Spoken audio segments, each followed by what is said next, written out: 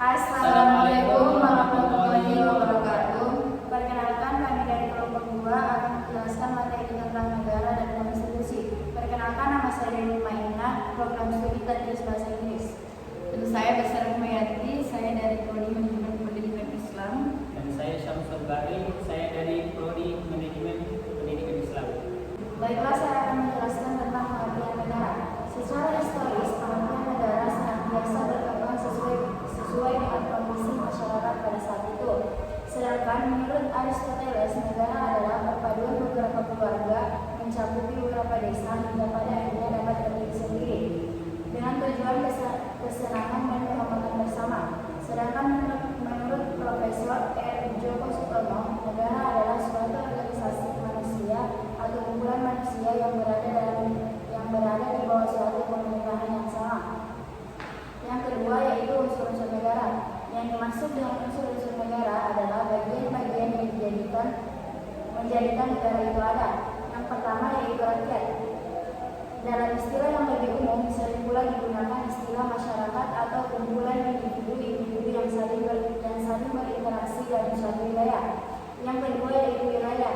Wilayah merupakan unsur penting dalam suatu negara. Umumnya sebuah negara memiliki wilayah atau area yang ditempati. Wilayah ini memiliki batas teritorial dan menjadi hak negara tersebut sehingga berhak untuk dilindungi. Yang ketiga yaitu kedaulatan. Pemerintah adalah suatu organisasi yang bertindak menjalankan kepentingan bersama atas nama negara dan melaksanakan tujuan-tujuan negara. Menjalankan fungsi-fungsi kesejahteraan bersama bagi penduduk di dalam wilayah tersebut. Yang ketiga yaitu fungsi-fungsi negara. Yang pertama yaitu melaksanakan keadilan. Fungsi ini sangat penting, terutama dalam mencegah bentrokan-bentrokan maupun pertikaian dan penyebab tawuran yang mungkin timbul dalam masyarakat yang menjadi salah satu faktor penghalang proses tercapainya tujuan-tujuan negara. Yang kedua yaitu fungsi kemakmuran dan kesejahteraan. Fungsi ini semakin penting seiring berjalannya waktu, terutama bagi negara yang menganut paham negara kesejahteraan. Maknanya, negara berupaya agar masyarakat dapat hidup sejahtera, terutama di bidang ekonomi dan sosial masyarakat. Yang ketiga yaitu fungsi keadilan. Fungsi negara ini dilaksanakan oleh badan penegak hukum, khususnya badan-badan peradilan. Negara harus dapat menegakkan hukum secara tegas dan tanpa adanya unsur kepentingan tertentu menurut hak dan kewajiban. Setelah saya akan menjelaskan mengenai apa itu konstitusi. Konstitusi berarti pembentukan yang berasal dari kata kerja constituer, yaitu bahasa Prancis yang berarti membentuk. Yang dimaksud dengan membentuk di sini adalah pembentukan suatu negara yang mengandung arti awal atau permulaan dari segala peraturan perundang-undangan tentang negara. Kemudian konstitusi menurut para ahli, yang pertama yaitu menurut Profesor Miriam Budiarjo, konstitusi adalah keseluruhan peraturan baik yang tertulis maupun tidak tertulis yang mengatur secara mengikat cara-cara bagaimana suatu pemerintah diselenggarakan dalam suatu masyarakat. Kemudian menurut Sri Sumantri, konstitusi adalah suatu naskah yang memuat suatu bangunan negara dan sendi-sendi sistem pemerintahan negara. Dan menurut Paul B. Bartolomei, konstitusi adalah seperangkat hukum-hukum fundamental dan prinsip-prinsip yang mengatur bagaimana sebuah pemerintah politis dijalankan. Kemudian K.C. Weir membagi konstitusi menjadi 4 jenis, yaitu yang pertama konstitusi tertulis dan konstitusi tidak dalam bentuk tertulis. Konstitusi tertulis adalah suatu konstitusi atau undang-undang dasar yang dituangkan dalam dokumen formal. Sedangkan konstitusi yang bukan dalam bentuk tertulis adalah suatu konstitusi yang tidak dituangkan dalam dokumen formal. Contohnya seperti konstitusi yang berlaku di Inggris, Israel, dan New Zealand. Kemudian yang kedua, konstitusi fleksibel dan konstitusi rigid. Konstitusi fleksibel bersifat elastis, diumumkan dan diubah dengan cara yang sama seperti undang-undang. Sedangkan konstitusi rigid mempunyai kedudukan dan derajat yang jauh lebih tinggi dari peraturan perundang-undangan yang lain. hanya dapat diubah dengan cara yang khusus atau istimewa dengan persyaratan yang berat. Kemudian yang ketiga, konstitusi derajat tinggi dan konstitusi derajat tidak tinggi. Konstitusi derajat tinggi adalah suatu konstitusi yang mempunyai kedudukan tertinggi dalam negara.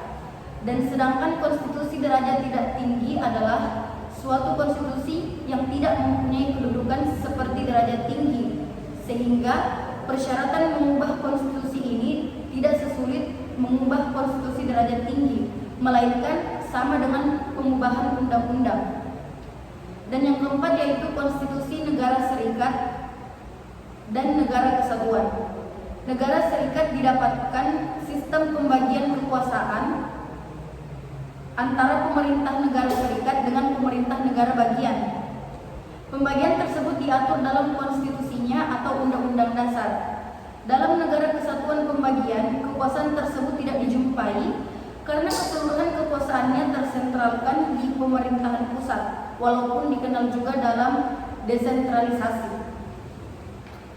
Kemudian adapun tujuan dari konstitusi yaitu pada umumnya hukum ataupun peraturan bertujuan agar adanya tata tertib untuk keselamatan masyarakat yang penuh dengan konflik antara berbagai kepentingan yang ada di tengah masyarakat. Tujuan hukum tata negara pada dasarnya sama dan karena sumber utama dari hukum tata negara adalah konstitusi atau undang-undang dasar. Konstitusi juga memiliki tujuan hampir sama dengan hukum. Namun, tujuan dari konstitusi lebih terkait dengan yang pertama, berbagai lembaga-lembaga kenegaraan dengan wewenang dan tugasnya masing-masing. Kemudian, hubungan antara lembaga negara dan hubungan antara lembaga pemerintah dengan warga negara yaitu rakyat.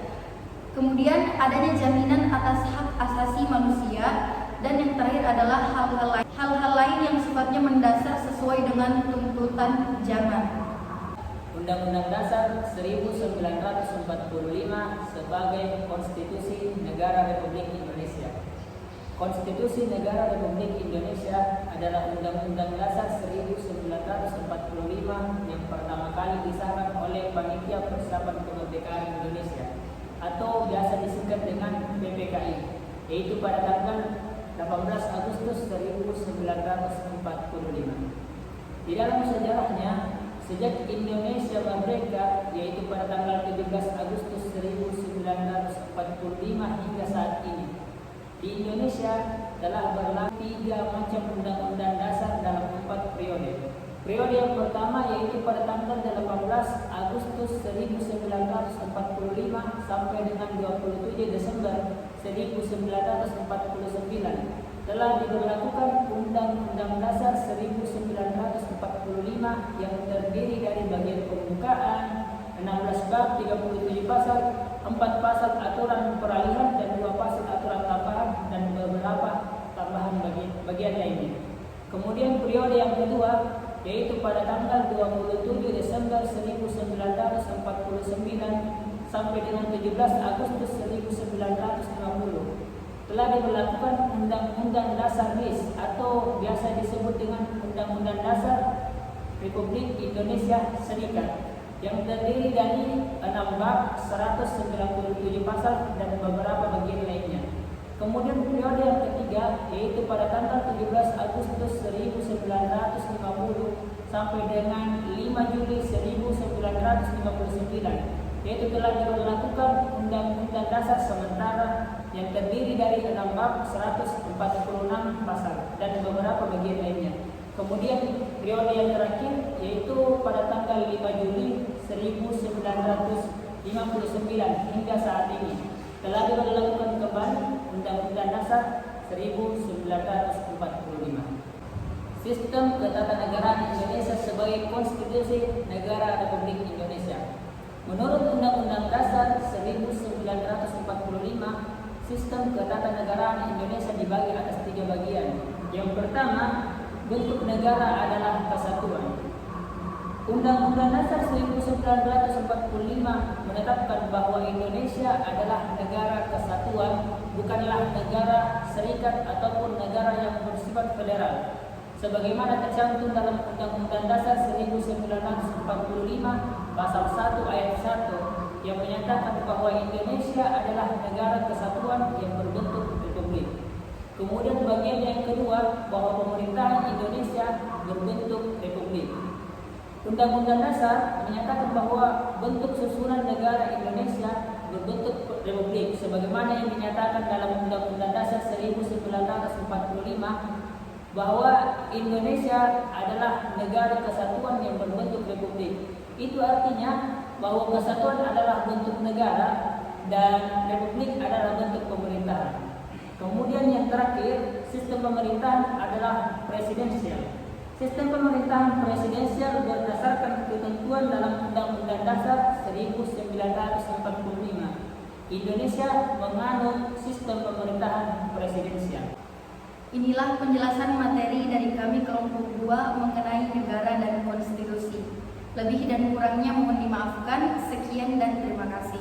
Wassalamualaikum warahmatullahi wabarakatuh.